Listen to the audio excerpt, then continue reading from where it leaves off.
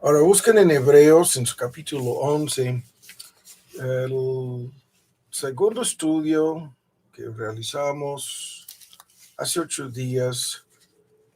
Fue una introducción a, a la vida de Moisés y hicimos una lectura abreviada del capítulo 2 del Éxodo, del libro del Éxodo. Y vimos a grandes rasgos, ¿no? Un mini bosquejo acerca de cómo Moisés es la persona protagonista más importante en la historia del Antiguo Testamento y cómo su vida abarca una tremenda lista de contradicciones y providencias asombrosas. Lo vimos en el mini bosquejo de cómo es que fue desde un principio el hijo de una esclava y terminó siendo el hijo de una reina, ¿no? Y cómo es que habiendo nacido en la pobreza, en teoría, en una tienda, terminó viviendo por lo menos la primera parte, vamos a decir, el 30% de su vida como pastor mejor dicho, en un palacio, y luego, cuando sale huyendo de Egipto, pasa los 40 años la primera vez como pastor de ovejas viviendo en medio del desierto. Y esta lista no la vamos a repasar nuevamente el día de hoy, pero nos enseña cómo un hombre así fue obligado a pasar por un proceso increíble de preparación previa en relación con la gran misión de su vida, el éxodo, y concluimos que esto es la primera cosa que hemos de aprender, el hecho de que la obra de Dios en nuestras vidas exige que seamos preparados por Dios mismo para realizar esa obra. Y nadie puede brincar, nadie puede librarse de ese proceso de preparación. Y vimos en este contexto cómo es que tú y yo, en una forma especial, en el caso de cada creyente, fuimos enchufados al nacer en una familia, en una historia preexistente, en una historia previa, tal como lo vimos con Moisés, y cómo esta historia nos vinculó en las relaciones interpersonales, comenzando con mamá y papá y los demás miembros de la familia. Nos enredó en un proceso en donde hasta cierto punto, ¿no? Hemos aprendido cómo relacionarnos con los demás y luego pasamos por un proceso de preparación en relación con nuestros estudios. Y si somos personas que trabajamos, la chamba, el trabajo, la profesión que estamos desempeñando, primero pasamos por un proceso de estudios y preparación y luego lo relacionamos con nuestros compromisos, nuestras responsabilidades y a fin de cuentas lo que hacemos, ¿no? Pero el factor principal en nuestras vidas resulta ser lo que vemos en la de Moisés. No tan solo la soberanía de Dios, no tan solo su providencia en todo lo anterior, sino su intervención en nuestras vidas. Este tema de la zarza y la presencia de Dios en una forma sobrenatural para llamar y comisionar a Moisés es un tema que nos va a ocupar varios estudios próximos. Vamos a estar detenidos con las grandes cosas que están metidas de por medio en este acontecimiento de la zarza que se quemaba, ardía en fuego, pero no se consumía, y Dios revelándose a Moisés por medio de su nombre personal, Jehová. Nosotros entendemos en el contexto de esto, ¿no? La autoexistencia y los atributos de Dios y el pacto de Dios y muchas cosas están vinculadas con ese nombre a lo largo del Antiguo Testamento. En ese tema nos vamos a meter de lleno próximamente, pero eso es lo que viene en el capítulo 3, el próximo capítulo en el Éxodo. Pero aquí estamos detenidos el día de hoy en un asunto previo a lo que estoy mencionando, y es en Hebreos, en su capítulo 11, en donde tenemos en esta lista de los grandes héroes de la fe. Y aquí tengo a un lado mi Biblia porque aquí está la lámpara para poder ver. Y vamos a dar lectura en el versículo 24, en donde dice, por fe, y eso es en este capítulo, ¿no? La gran verdad ilustrada en la vida de Abraham, Isaac, Jacob, en los versículos aquí anteriores, comenzando con al principio del capítulo, con Abel y con Enoch y con Noé, con Abraham. Ahora llegamos a Moisés en el versículo 23, cuando dice que nació y fue escondido sus padres por 3 meses, porque le vieron como un niño hermoso, muy atractivo, algo extraordinario que llamaba la atención en su apariencia física, y que todo lo que sucedió, lo vimos en la pura lectura la semana pasada, sucedió en relación con la fe de sus padres, que no temieron al faraón de Egipto y su decreto para matar a los niños, no le tuvieron miedo y actuaron en contra de su mandamiento. Pero llegamos al versículo 24, dice que por medio de la fe, Moisés hecho ya grande, y esto brinca de lo que vimos en forma muy abreviada en el capítulo 2 de su nacimiento y cómo llega a caer en manos de la hija del faraón de Egipto, que ya hecho grande, y los cálculos son aproximadamente aquí de 40 años de edad ya, rehusó ser llamado hijo de la hija del faraón de Egipto, ¿no? Se negó a llamarse, esa es la versión actualizada, rechazó ese nombre y todo lo que ese nombre representaba, el puesto, ¿no? Como el hijo de la hija del faraón, escogiendo antes ser, y hay muchas traducciones de esta palabra, la versión antigua la traduce con la palabra afligido, escogiendo ser maltratado, afligido. Nosotros entendemos perseguido hasta la muerte, es lo que quiere decir, con el pueblo de Dios, que gozar de y aquí hay muchas traducciones de esta palabra, algunos en la versión antigua es comodidades temporales del pecado, en algunas versiones yo creo que la mejor traducción es la palabra placeres temporales del pecado, porque esto lo vamos a ver en unos momentos, algo sobre este asunto. Y también en algunas versiones, deleites temporales del pecado. Escogió entre el placer y la aflicción, ¿no? Y entre el pecado y la obediencia a Dios.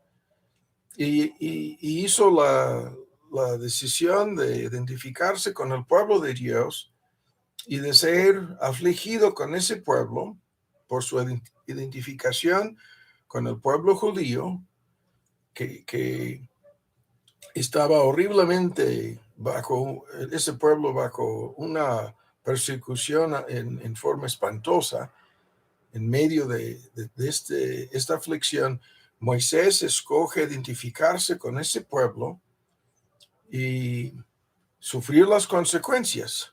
Y luego el versículo 26 dice, teniendo, esa es una otra palabra muy fuerte, o sea, considerando, habiendo analizado y evaluado y juzgado, termina tomando o considerando por mayores riquezas el vituperio de Cristo y aquí los tesoros de los egipcios, ¿no? Están en documentales hasta el día de hoy, que le habrían pertenecido como el segundo después del faraón de Egipto, en teoría, y como heredero, en teoría. No vamos a discutir esto de si habría llegado realmente a ser el faraón o no, si esto lo habrían permitido, pero los tesoros de los egipcios, las riquezas más comentadas de la historia del mundo antiguo, estas riquezas, estos tesoros,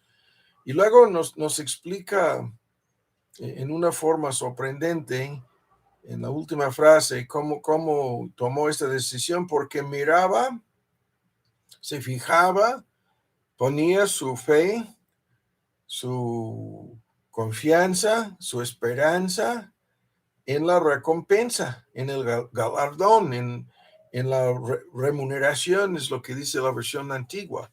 Se estaba fijando en cómo todo esto terminaría por medio de la fe. Hizo todo esto.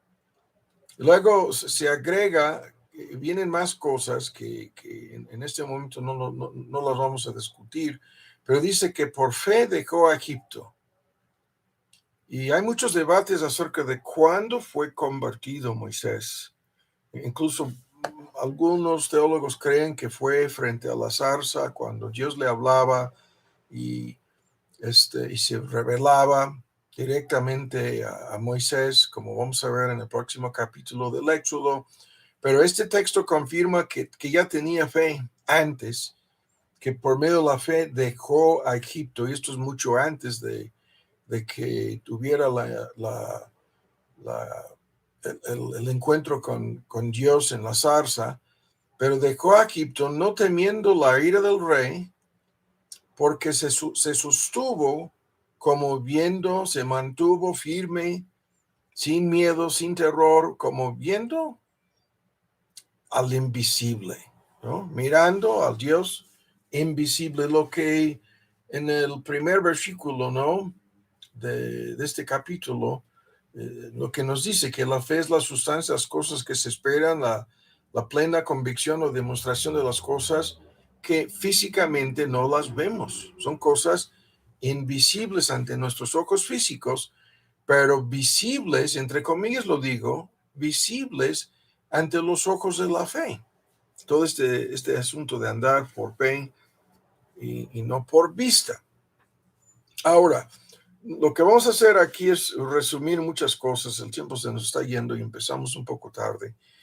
Pero en este pasaje hay un montón de cosas, ¿no? Y espero no detenernos mucho con este tema el día de hoy. Pero este texto nos veremos obligados a volver porque hay muchas cosas en lo que acabamos de leer. Ahora, en cuanto a Moisés, lo que el texto dice es algo que ya conocemos. Su fe le condujo a rechazar una lista de cosas y abrazar otras. Su fe le condujo a negarse a sí mismo, como vamos a ver un momento en cuanto a los ídolos del corazón, y a poner en lugar de estos ídolos, ¿no? Las promesas, la palabra, y yo voy a decir, sin discutirlo a fondo aquí, su entendimiento del evangelio que apuntaba al Mesías, que apuntaba hacia Cristo, ¿no?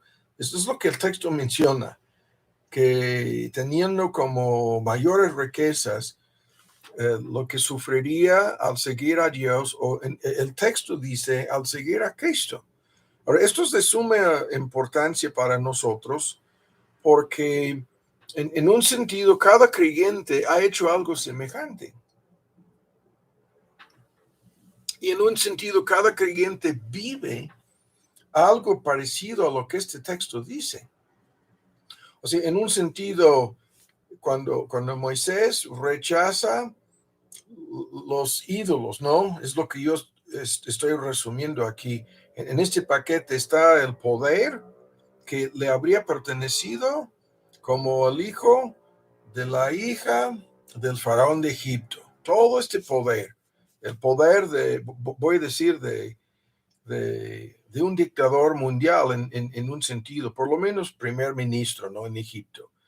Y luego el placer, todo lo que esto le habría otorgado, todo tipo de lujos, todo tipo de comodidades, todo tipo de placeres están en el contexto de este resumen, porque aquí lo que tenemos es un pequeño resumen, ¿no? De todo lo que estaba sobre la mesa, de todo lo que Moisés estaba evaluando, incluso en la toma de su decisión, él había considerado tanto todo este poder como los placeres y las riquezas que le habrían pertenecido si hubiera optado por permanecer en Egipto. Y esto es, como ya sabemos que Egipto representa al mundo y todas sus tentaciones, ¿no? Y todas sus concupiscencias. Esto es lo que estaba de por medio en el asunto para Moisés. Y lo vuelvo a decir, algo parecido a esto, claro, en miniatura, pero el hecho de que no tengamos tanto poder, ni tantas riquezas, ni tanto acceso a estos placeres, o sea, en teoría, Moisés, si lo fuéramos a plantar en tiempos modernos, ¿no? Habría vivido en una de las más caras mansiones, palacio, ¿no? Eso sería la palabra.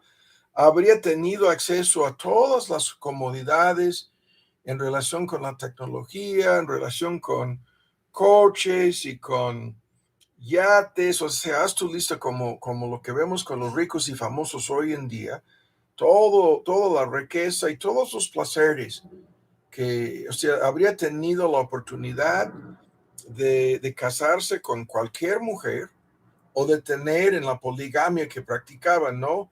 Muchísimas esposas y habría tenido sin límite recursos, dinero y oportunidades para disfrutar lo que el texto llama los placeres temporales del pecado. Y en vez de optar por todo este paquete, escogió ser afligido. Y es en esa palabra aflicción, ¿no? Hay muchas cosas. Es el maltrato, ya lo mencioné, es la persecución, es la oposición, es la privación, es 40 años en el desierto, en donde cotidianamente obviamente por el maná y por la ayuda milagrosa de Dios sobreviven, pero sin esto sería imposible sobrevivir ni una semana en medio del desierto. Entonces, en vez de todo lo anterior, quedarse reducido a una situación de privación y maltrato y aflicciones, pero el texto dice, simple y sencillamente por haberse identificado con este pueblo menospreciado y rechazado, ¿no? Vituperado, es la versión antigua, ¿no? Este pueblo maldito, así lo voy a decir, ¿no? Y sería hoy en día, si la comparación aquí sería como si algún hijo de la lista de estos ricos y famosos, ¿no? No es necesario mencionar, bueno, digamos, podríamos poner, si alguno de los hijos de Carlos Slim aquí en México fuera a darle la espalda a la fortuna, la herencia, el poder, el dinero, la riqueza y los placeres que todo esto abarca para irse a vivir en el desierto de Sonora, ¿no? En una tienda de campamento, con escasos recursos, a hacer algo parecido, ¿no? En cuanto al aspecto socioeconómico de este fenómeno. Pero el texto dice que todo esto pasó con Moisés por medio de la fe. Que por medio de la fe, que funcionaba según lo que acabamos de leer aquí. Ese es un gran tema, lo vamos a ver a lo largo de este libro, en los diferentes momentos en que la fe desempeña un papel crucial en el asunto, porque todo el asunto es por medio de la fe. Pero esta fe desde un principio llegó a funcionar para Moisés como una máquina de tiempo, como un telescopio, como una forma para mirar hacia el fin de todo lo que sería este proceso. Miraba hasta la recompensa, la remuneración es la versión antigua, ¿no? El galardón que recibiría a cambio. Y esto es el tema que nosotros entendemos en forma continua. El Nuevo Testamento nos obliga a poner la mira, a fijar nuestra mente, nuestra atención, nuestra meditación, nuestros afectos, nuestras esperanzas y nuestra seguridad y certidumbre en las cosas que en este momento no se ven, pero son las mismas cosas que le fueron prometidas a Moisés por medio de la fe, son las mismas cosas que nos son prometidas a nosotros por medio de la misma fe. Y esta fe le condujo como en una máquina de tiempo, le transportó hasta el futuro para el día de juicio y comenzó a mirar hacia atrás y a analizar y ver las cosas desde esta perspectiva futura, desde el fin, miraba hacia atrás a lo que tendría que sufrir y tendría que perder y sacrificar, porque es un enorme sacrificio. Lo que el texto describe es una tremenda, en términos humanos, una tremenda pérdida. Y de inmediato vemos el paralelismo en todo esto con la vida cristiana. Ahora rápido, voy a resumir aquí una lista de cosas antes de que se nos acabe el tiempo. En esta lista hay un mini sermón en cada punto, ¿no? La fe de Moisés le condujo a creer desde un principio, obviamente, en la palabra y las promesas de Dios. Eso es obvio, ¿no? Comenzando con la promesa de salvación.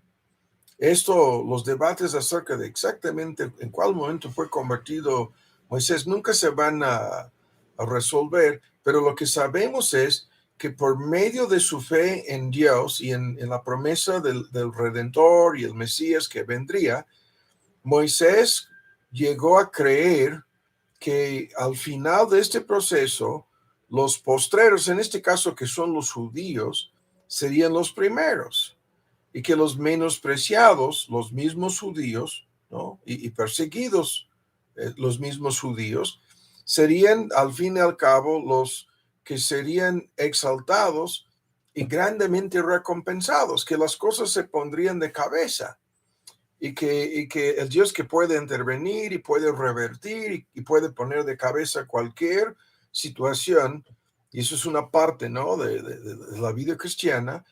Eso es exactamente lo que Moisés creía acerca de Dios y su palabra y sus promesas, pero por medio de la fe.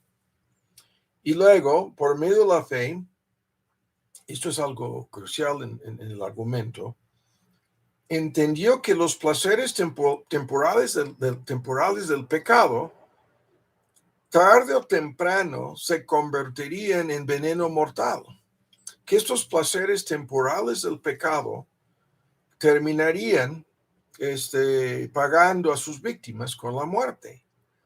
Y esto es otra vez el mismo tema que conduce a los que somos creyentes, es la convicción de pecado, un cambio de opinión acerca del pecado, una transformación de la forma en que vemos y miramos al pecado, un cambio de mente, opinión, un cambio de deseo y voluntad en cuanto al pecado, el arrepentimiento, ¿no? Que afecta la mente, las emociones y la voluntad, es lo que Moisés experimentó.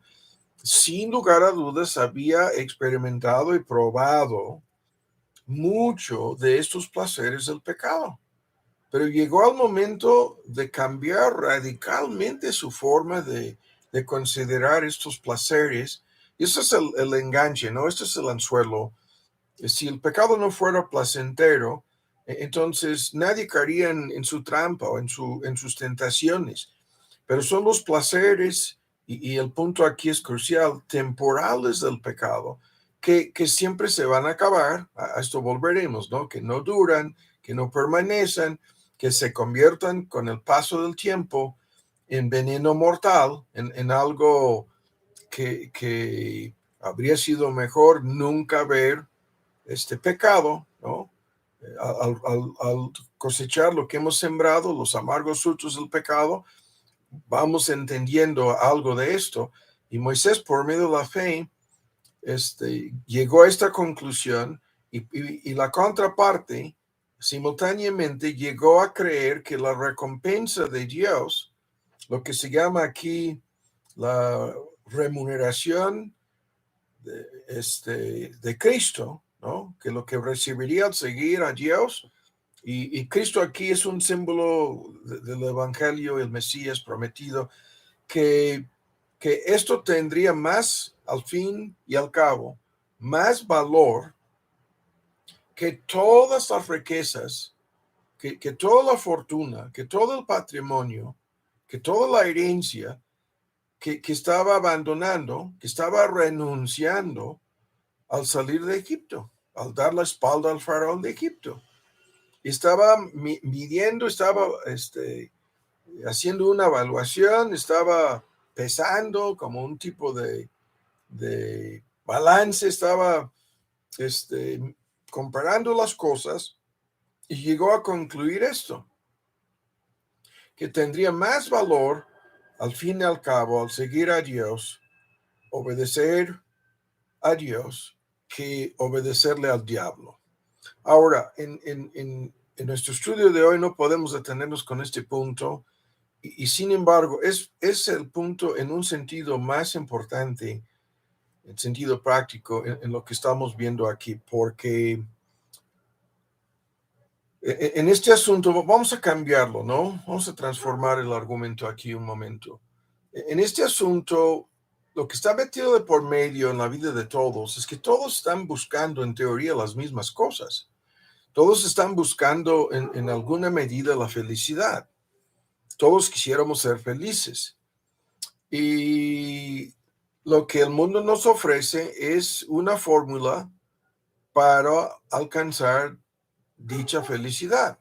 La fórmula es pecando en contra de Dios, por un lado, o sea, rechazando a Dios, y por otro lado, poniendo en lugar de Dios todos los ídolos de nuestro corazón. El poder, el placer y el dinero. Esos son los ídolos que están en este texto en relación con la decisión de Moisés. Ese es el mismo paquete que el mundo nos ofrece a nosotros, y nos promete la felicidad, y el enganche, el anzuelo, el engaño, así lo voy a decir, está en este asunto de los placeres temporales que el pecado nos proporciona o que nos ofrece. Los placeres temporales, ¿no? Esto es la forma en que las personas son engañadas, porque la Biblia reconoce que el pecado puede proporcionar cierto nivel, yo voy a usar la palabra placer o felicidad, cierto nivel de poder, y no me gusta por cuestiones políticas la palabra bienestar, pero cabe aquí cierto nivel de bienestar, cierto nivel de felicidad.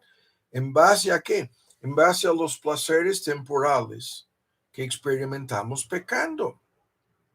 Ahora, escuchen bien.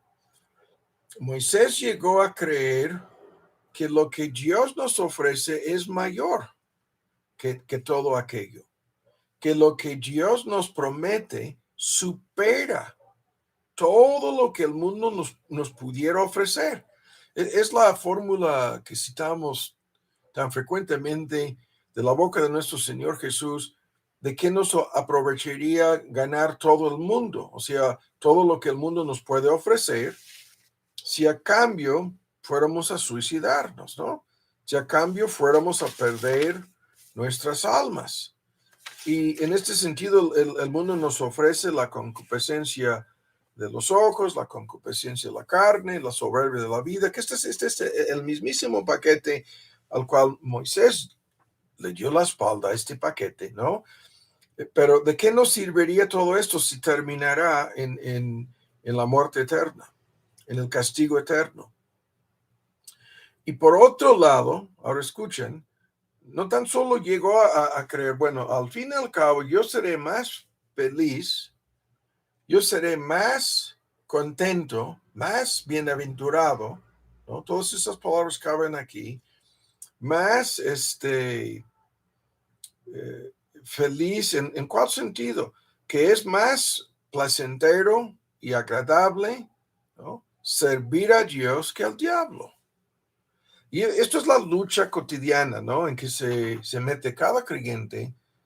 En esta lucha estamos constantemente a lo largo de cada día, luchando para no ser movidos, ¿no? De lo que creemos, de lo que acabamos de decir, de que podemos ser no tan solo a largo plazo más recompensados y eternamente bienaventurados, sino en esta vida, en este momento, en el presente.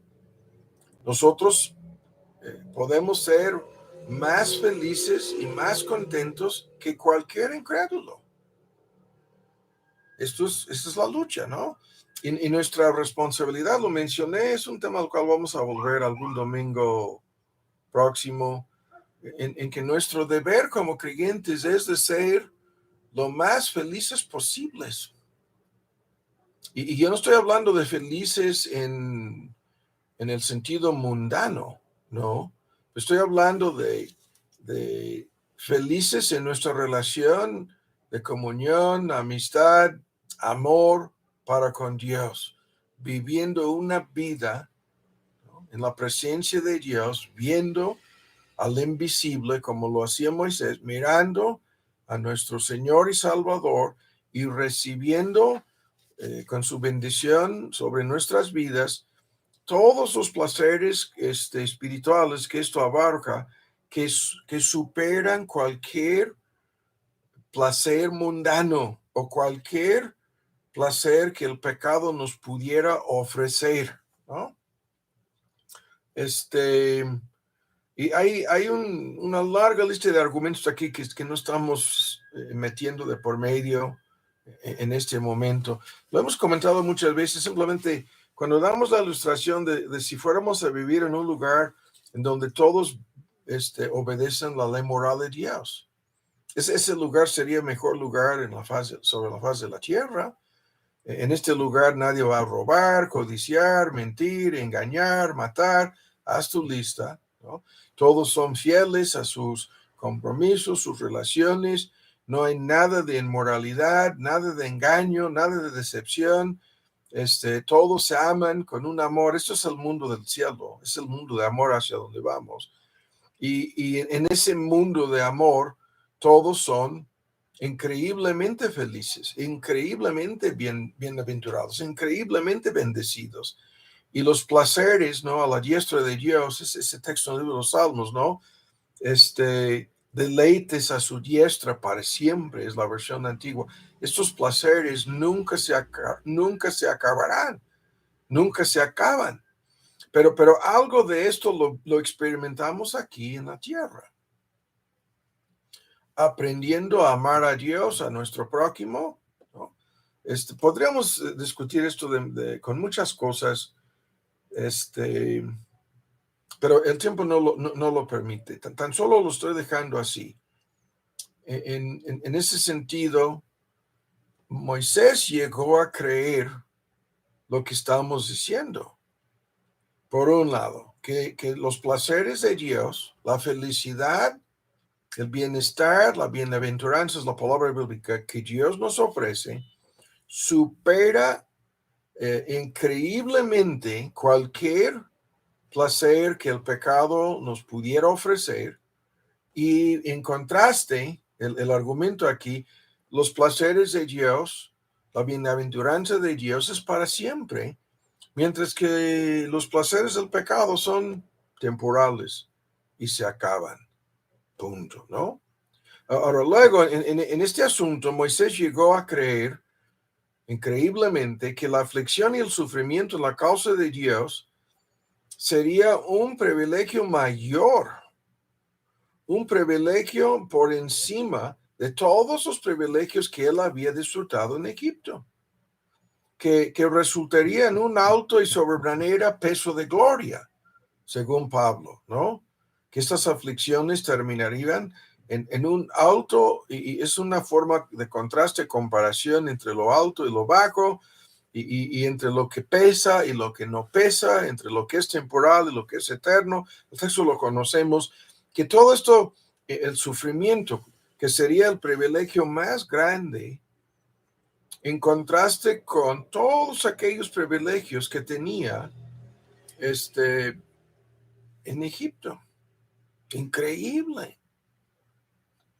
Y simultáneamente tenía que creer en la palabra, en el juramento, en las promesas de Dios, de que el pueblo de Israel, en aquel momento esclavizados, en aquel momento menospreciados, en aquel momento, ¿no? La escoria del mundo, como lo dice Pablo, ¿no? La basura del mundo. En aquel momento, ¿no? Los don nadies, los que ante los ojos del mundo no son nada, que este pueblo sería no tan solo en un futuro reconocido y grandemente exaltado como los hijos y las hijas del Altísimo, sino que eran en ese momento el verdadero pueblo de Dios.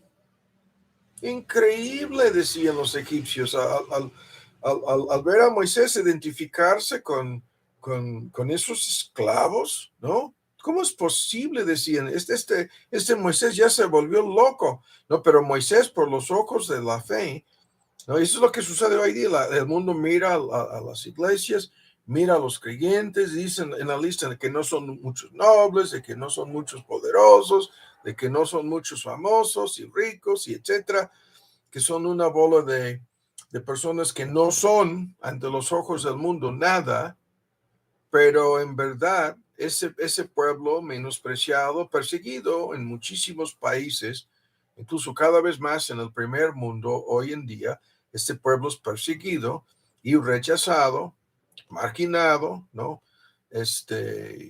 Censurado, etcétera. Ese pueblo es el verdadero pueblo de Dios. A esa conclusión llegó Moisés. Este es el pueblo de Dios. Y simultáneamente llegó a concluir que para Dios nada es imposible. Al mismo tiempo, ¿no?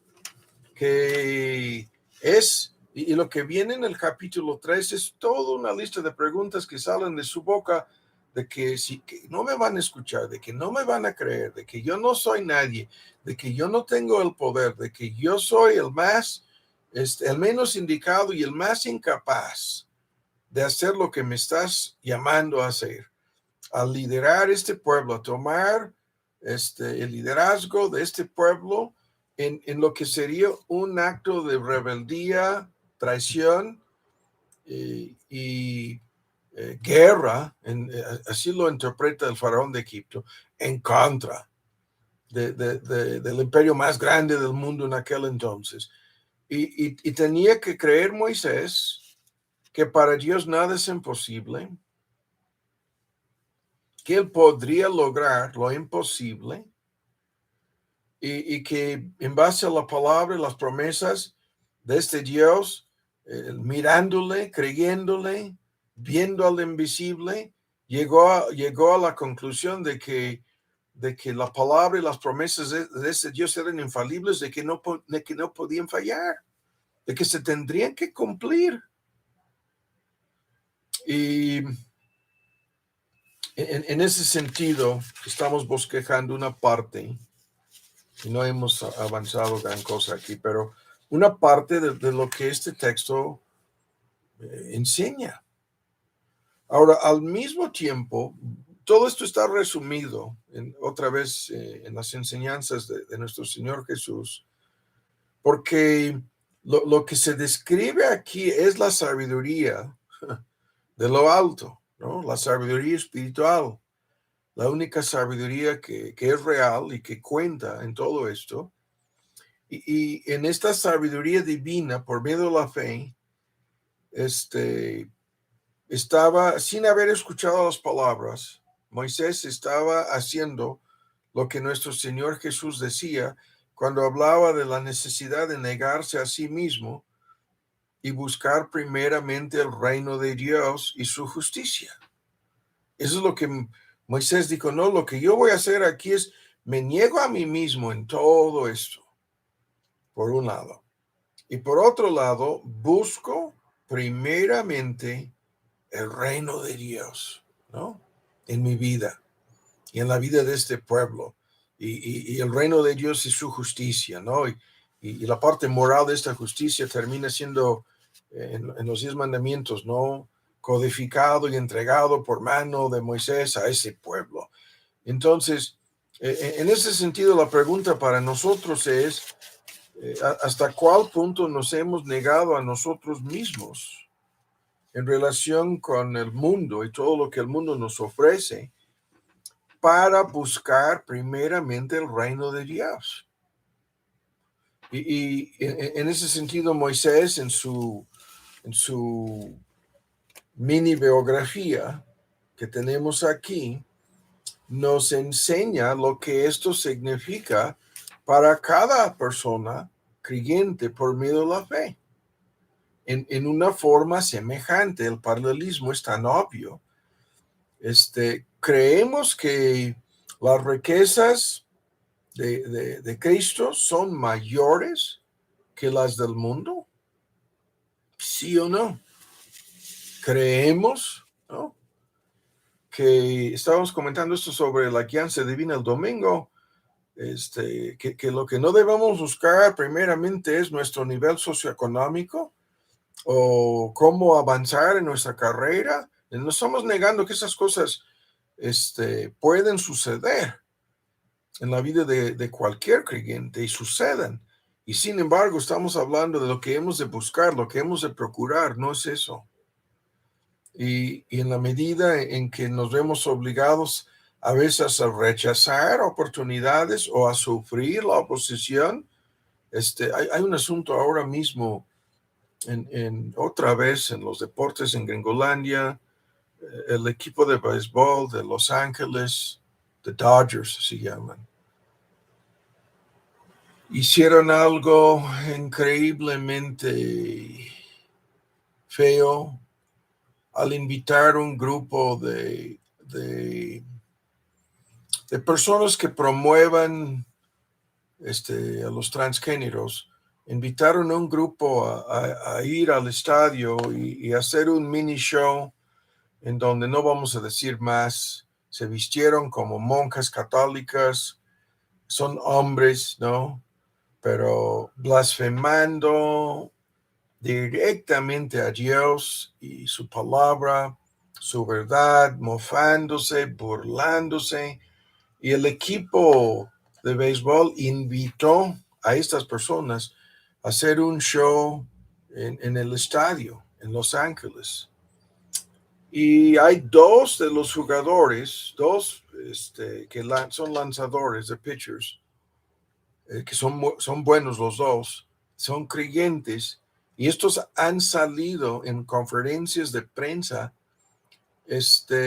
dando su testimonio cristiano, diciendo que están completamente en desacuerdo con lo que el equipo hizo, con lo que la liga de béisbol profesional haya permitido que se hagan esas cosas. ¿Qué tiene que ver eso con el béisbol? Nada. Incluso es una táctica de la izquierda de invadir todos sus aspectos de la vida, comenzando con el entretenimiento, cine, música, Hollywood, y ahora están empujando constantemente en todas las ligas profesionales a nivel deportivo, a nivel mundial, tratando de usar el deporte para promover su agenda. Y luego el equipo vio la reacción del público y sacaron como respuesta, ahora vamos a organizar un evento para que vengan las iglesias cristianas, para que vengan todas las familias y los que son de la religión cristiana, para que asistan a un partido y les vamos a dar un espacio también. A ellos les vamos a, como si todo fuera un asunto de un cambalache, ¿no? Por favor. Pero lo que estoy señalando es esto. Estos dos jugadores que en dos conferencias de prensa vale la pena, si entiendes el inglés, ver lo que uno de estos lanzadores dijo. Es tremendo el testimonio que dio. Dijo, yo soy cristiano y mi fe es más importante que mi profesión. Yo soy cristiano y creo en la palabra de Dios, creo en el evangelio y creo que esto fue una ofensa en contra de Dios y en contra de todos los cristianos que viven en este país. Y no me importa lo que me vayan a hacer, lo que me vayan a decir, no me importa. Y ya ustedes ya saben, ¿no? En redes y a nivel nacional lo están atacando, lo están desacreditando. Y dijo, mucho antes de ser atleta, mucho antes de ser estrella en el béisbol, yo soy cristiano y estoy dispuesto a sacrificarlo todo para dar mi testimonio frente a esta ofensa en contra de Dios. Y se desvinculó, dijo, yo no quiero ser identificado con esto, yo estoy identificado con Cristo. Es un ejemplo de algo que acaba de pasar y no es la primera vez que suceden estas cosas en la Unión Americana, pero es un ejemplo en miniatura de lo que todos los cristianos tenemos que enfrentar. Y vamos a discutir más en relación con estos ídolos, pero lo vamos a tener que dejar. Ya es suficiente lo que estamos viendo aquí.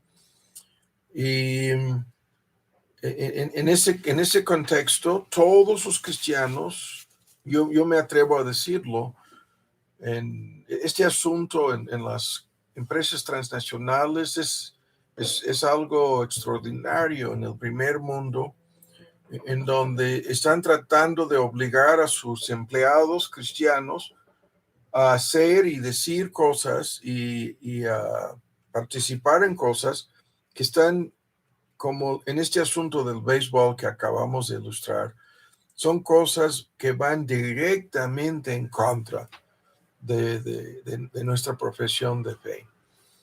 Y por otra parte, lo comento, ¿no? Nuestro yerno Nick está en una empresa en donde él es encargado de una fábrica y todos los que están arriba están en el sector petrolero y todos los que están arriba de él, todos se identifican como cristianos, de tal modo que realizan entre semana, 1, 2 o más veces a la semana, se ponen a orar juntos por medio del internet. Al comenzar el día tienen un culto de oración en donde oran los unos por los otros y por la empresa y por el testimonio. Entonces, no quiero dar a entender que esto es así en cada empresa o en cada negocio en toda la Unión Americana, pero cada día más el asunto es así. Y hay muy pocos creyentes que trabajan en una cosa como la que acabo de describir, en donde los que están arriba tienen la fe cristiana de por medio y eso cambia radicalmente el ambiente, la forma de trabajar, los propósitos y las metas de la empresa, etcétera, ¿no? Pero lo que estamos ilustrando es, lo vuelvo a decir, todos nosotros tenemos que escoger entre estas dos cosas, entre los placeres temporales que en este caso el pecado nos puede ofrecer, ¿no? En los ejemplos que estamos viendo aquí, esos placeres pueden ser solamente que nos dejan en paz si guardamos silencio, que nos dejan en paz, ¿no? Si damos a los demás la idea de que pudiéramos quizás estar de acuerdo con ellos, ¿no? cerrar la boca y no hacer nada ni decir nada, para evitar una avalancha, ¿no? Un diluvio de ataques y oposición que vendrá en contra nuestra. Por un lado, y por otro lado, considerar que seguir a Cristo es más importante que la carrera, más importante que en este caso de los deportistas, ser ricos y famosos, más importante que la vida misma, ¿no? Y en nuestro pequeño mundo, todos los creyentes estamos cotidianamente frente a este paquete.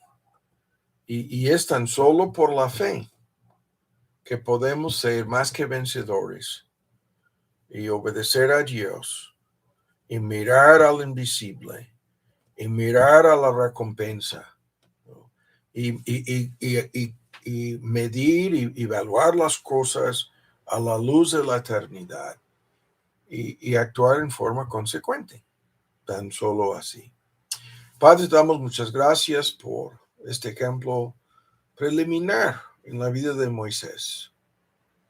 Y te damos muchísimas gracias por tu gracia en su vida, en la vida de este hombre, del cual estamos leyendo en tu palabra. Y sabemos que cada creyente oyendo este tema en esta noche vive en medio de este mismo conflicto. Y por eso te pedimos que nos ayudes a escoger correctamente por medio de la fe, creyendo, igual como Moisés, que seguir a Cristo nos ofrece más, simplemente así, nos ofrece más y nos proporciona más en relación con todos los anhelos y deseos de nuestro corazón, que todo lo que este mundo caído nos puede ofrecer, nos puede dar.